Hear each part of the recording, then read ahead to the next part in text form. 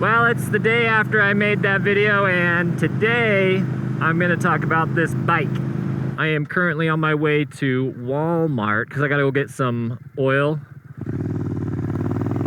I haven't done the oil change in this thing yet,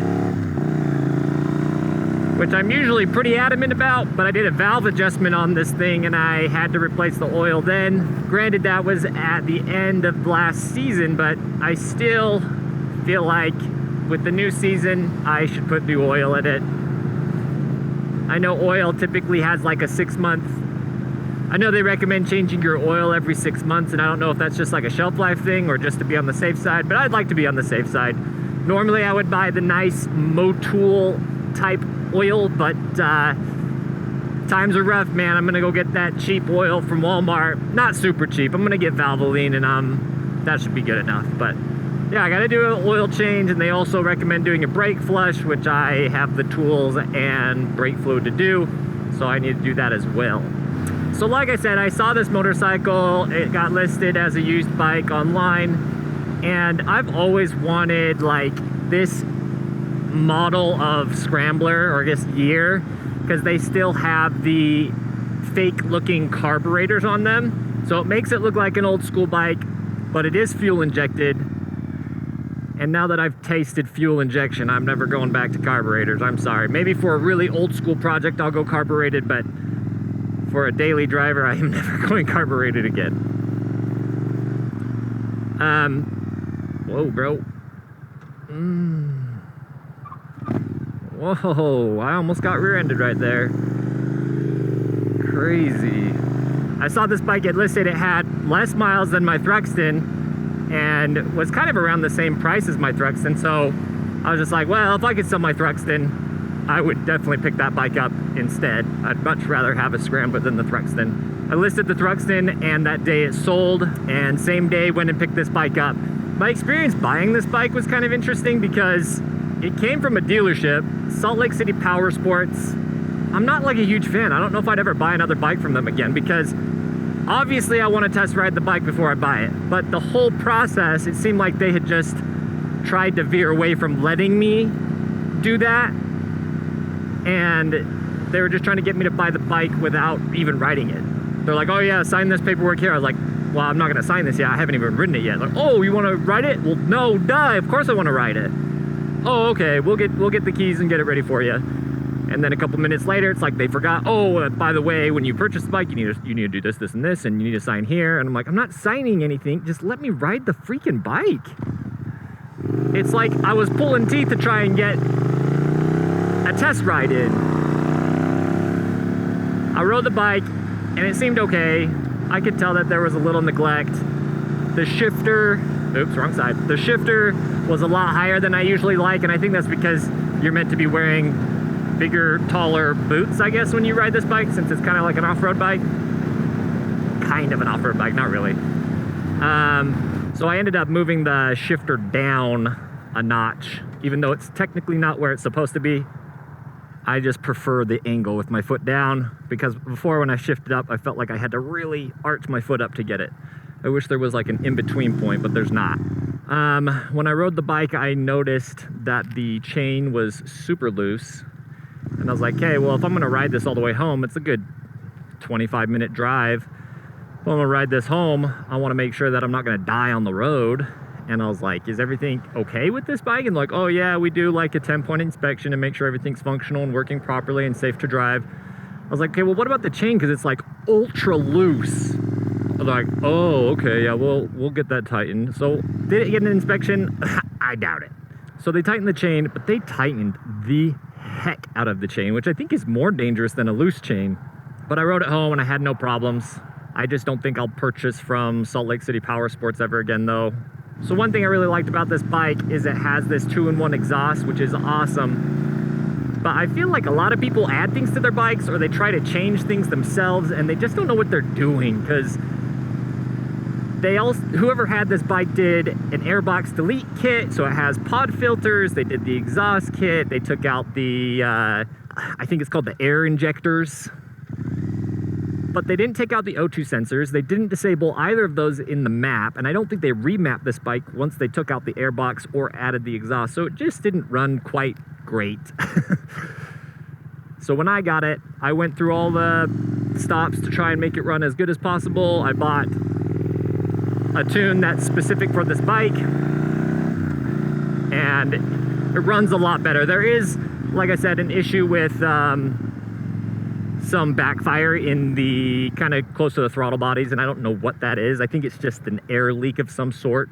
Not sure where, but I've reached out to a local company to see if they know how to fix it, and they think they do, but they need to look at it first. I took it to the dealer and they were like, well, it's so modified that if we wanted to try and fix it, we'd have to bring it back to stock, which is at this point not an option. That'll cost more than probably what I spent on the bike. So I am at Walmart now. I gotta go get that oil. So see you in a bit. Okay, well, I was gonna get Valvoline, but they had Mobil 1, so I would much rather have Mobil 1. That's what I went with. So yeah, when I got this bike, there was a bunch of weird noises coming from it. It ran okay, but it just wasn't that great. The tune helped a lot, and then fixing some other things within the ECU helped a lot. The exhaust pipes up in the front were like blue, and I know that happens a lot to Triumph motorcycles, but I hate that look. So I read online that if you take out the O2 sensors, the air injectors, and disable those in the map, then it doesn't happen as much. I cleaned them all off completely with like a Brillo pad, and it looked perfect. But now they're starting to turn a little bit purple, so I think that might have to do with the fact that there's probably an air leak, and that's why I'm still getting backfiring. So I think once I figure that out, everything will be perfect. Regardless, the exhaust sounds incredible. It's a lot different from my last exhaust, more throaty. Another reason I got this bike is because I'm really enticed to the idea that I could take this off-road if I wanted to. I would definitely need to get different tires, and I gotta save my pennies for those because they are expensive, but that would be sweet to go on some dirt roads with this thing. For the most part, this bike is exactly what I wanted out of a Scrambler as far as modifications go. It's got the handlebars I would want, it's got the exhaust I would want. It doesn't have like the rear fender eliminator kit, but that's not a big deal because it doesn't look that bad.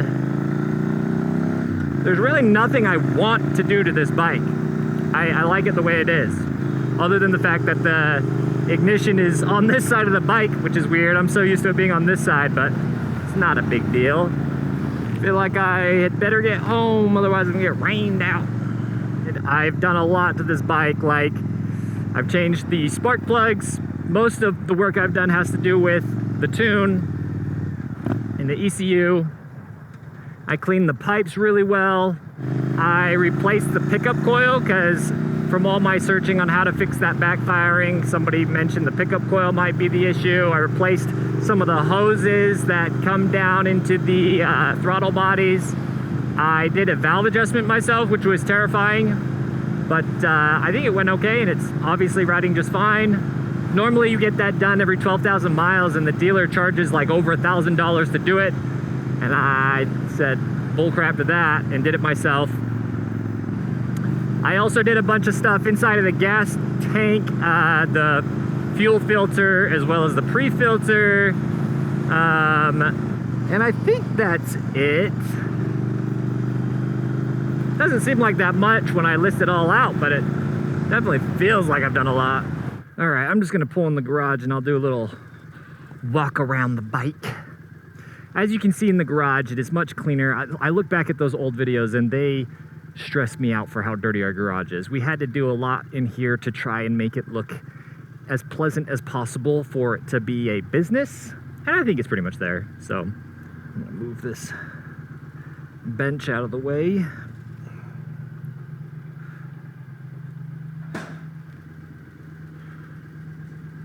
So idles really well. The exhaust sounds awesome. When I bought it, it already had a lot of this stuff done. My wife wasn't a big fan of this. There are no rear pegs. They put a delete kit on it, and when I bought the bike, they didn't have any of the original parts to give me, so These are also kind of expensive. I'm kind of surprised.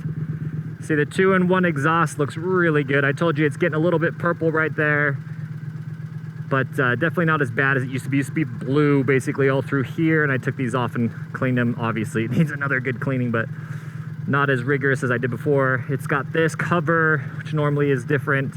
Somebody was telling me that these, I can't remember what they're called, but they can leak pretty often. And so I ended up getting some new rubber hose and cinching them off just to make sure they don't leak. You can see inside of here, I've got the pod filters now, which I did replace these just in case the ones that were in there weren't working very well. I think the ones that were in here weren't the specific ones you're supposed to get. Not that I think it made a huge difference. If you look down here, you can see that the crankcase also has a filter of its own. When I took this all apart, this was missing. So who knows what kind of dirty air was being funneled into the engine. Good job, whoever installed the airbox kit. I think these headlight brackets are different. Don't know. The levers are definitely different. The handlebars are different. But overall, it's such a good looking bike. I love it. I can't wait to get into it some more and make it mine forever and hopefully never have to sell it, but who knows. So this gets pretty hot. Not too bad. If you're wearing pants, it's fine. But when I was going to the gym and I was wearing shorts, this will burn you. I'm speaking from experience, but I threw in some exhaust wrap to try and distribute the heat out of this area a little better. Whether or not it works, I don't really know, but I like to tell myself it does. Really, the only maintenance I need to do now is the oil change and the brake fluid, and I should be good for the whole season. But yeah, hopefully you like the bike. I sure love it, and can't wait to keep riding it. Peace.